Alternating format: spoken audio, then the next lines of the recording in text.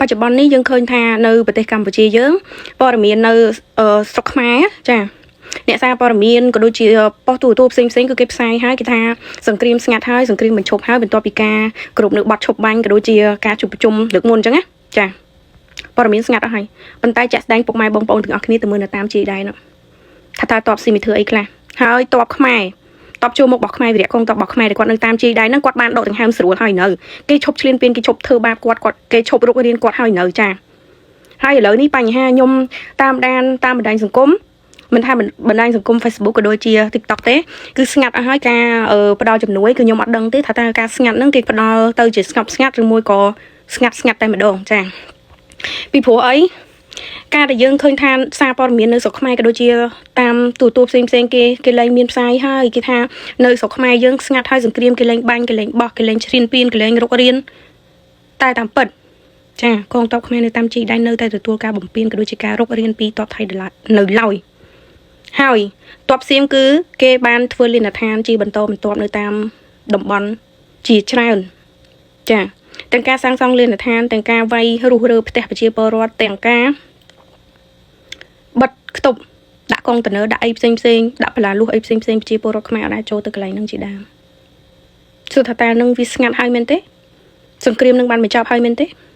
ឬក៏យ៉ាងណាខ្ញុំមានជាការហួសចិត្តជាខ្លាំងមិនដឹងថាតើទង្វើនៃថ្នាក់ដឹកនាំទង្វើនៃស្ថាប័នសារព័ត៌មានមួយចំនួននៅក្នុងស្រុកខ្មែរក៏ដូចជាស្ថាប័នប៉ុស្តិ៍ទូរទស្សន៍មួយចំនួនហ្នឹងថាតើកំពុងតែគិតអីឬក៏អស់លោកមួយចំនួនណែនៅក្រោមអាវ៉ាតគណៈបកប្រជាជនហ្នឹងគាត់គិតថាការធ្វើបែបហ្នឹងទៅជីវិតគាត់រស់បានសុខការធ្វើបែបហ្នឹងទៅប្រទេសជាតិរបស់គាត់រីកចម្រើនការធ្វើបែបហ្នឹងទៅកូនចៅទំនោរពូជគាត់ទៅក្រោយទៀតពួកគាត់រស់បានសុខខ្សែនខ្សានកូនចៅ7សន្តានជំនាន់ក្រោយនេះ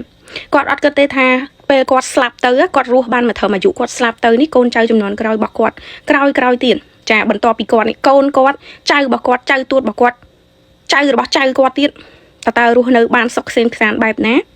ឬក៏ត្រូវអប់រំកូនចៅជំនាន់ក្រោយរបស់គាត់តតំណ7សន្តានទៅក្រោយទៀតហ្នឹងឲ្យ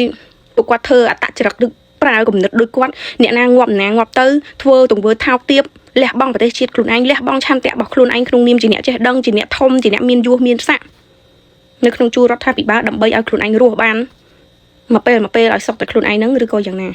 អាហ្នឹងគឺជាវិធីសាស្ត្រមួយអប់រំកូនចៅទំនោរពូជទៅដល់គ្រប់ចំនួនទៅមុខទៀតឲ្យរៀនធ្វើជាមនុស្សដែលយកក្បាលគេមកដាក់លើក្បាលខ្លួនឯង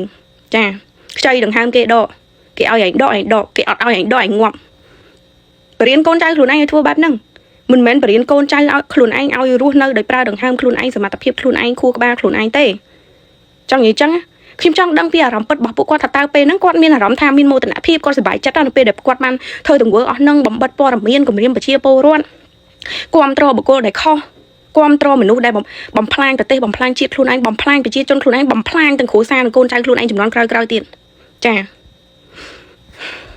ហើយក៏ជាសារដាស់តឿនមួយដែរសម្រាប់អ្នកតស៊ូមតិឬក៏អ្នកស្រឡាញ់ការពារជាតិទាំងអស់ចង់ឲ្យប្រទេសខ្លួនឯងរីកចម្រើនចង់ឲ្យកូនចៅខ្លួនឯងប្រជាពលរដ្ឋខ្មែរខ្លួនឯងរស់នៅបានសុខសាន្តកុំគាំទ្របុគ្គលនេះសោះ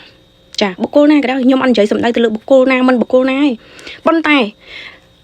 ការពារជាតិការចង់ឲ្យជាតិអភិវឌ្ឍរីកចម្រើនទៅមុខអត់សម្ដៅទៅលើបុគ្គលណាទេបុគ្គលណាល្អគាំទ្របុគ្គលនឹងឈប់ល្អឈប់គាំទ្របុគ្គលណាល្អបន្តទៀតតោះនេះយល់ទេ